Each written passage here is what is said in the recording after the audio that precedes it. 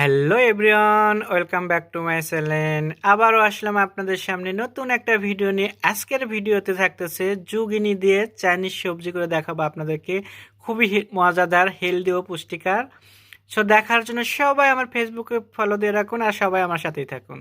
আপনাদেরকে দেখাবো আমি জুগিনির চাইনিজ সবজি করে। সো জুগিনি এখানে আমি দুইটা জুগিনি নিয়েছি, নিয়ে পাতলা করে কেটে নিচ্ছি আর মাঝখান থেকে বকের অংশ একটু কেটে ফেলে দিছি। এখন আমি এখানে লবণটা দিয়ে আমি এটা মেখে রেখে দেবো কিছুক্ষণের জন্য, 3-4 মিনিটে।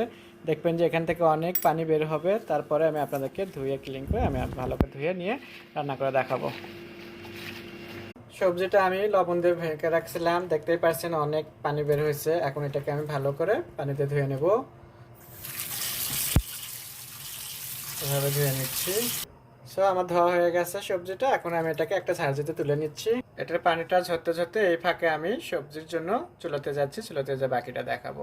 রান্নার জন্য আমি এখানে একটা কড়াই বসে দিলাম, দিয়ে আমি খুবই অল্প করে তেল দেব, কারণ আজকে চাইনিজ সবজিটা হবে খুবই অল্প মশলায়, একদম হেলদি ও পুষ্টিকর একটা চাইনিজ সবজি দেখাবো।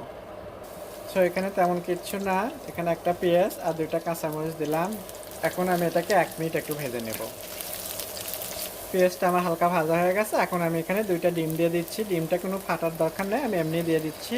এখন আমি একটু 1 মিনিট ঢেকে রাখবো। 1 মিনিট পর আমি ঢাকনাটা তুলে নিলাম। এখন আমি এভাবে একটু নাড়াচাড়া দেবো, তাতে দেখবেন যে ডিমটা আমার কি সুন্দর ঝুড়ো ভাজি হয়ে যাবে।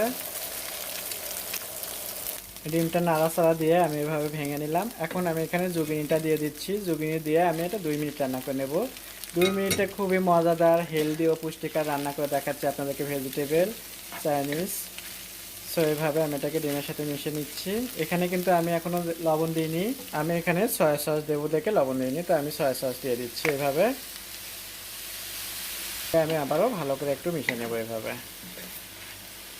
দেখতে দেখতে আমার সবজিটা হয়ে গেছে, দেখতেই পারছেন কি সুন্দর একটা কালার এসে গেছে। আর কালারটাও একদম, সবজিটা কিন্তু আমি ঘড়ি ধরে 2 মিনিটে রান্না করে নিচ্ছি। নামানোর আগ দিয়ে আমি একটু টমেটো সস দিয়ে দিচ্ছি এভাবে। এখনো অর্ধেক হয়ে গেছে। সো টমেটো সসটা দিয়ে আমি একটু নাড়াচাড়া দিয়ে চুলাটা অফ করে দেবো।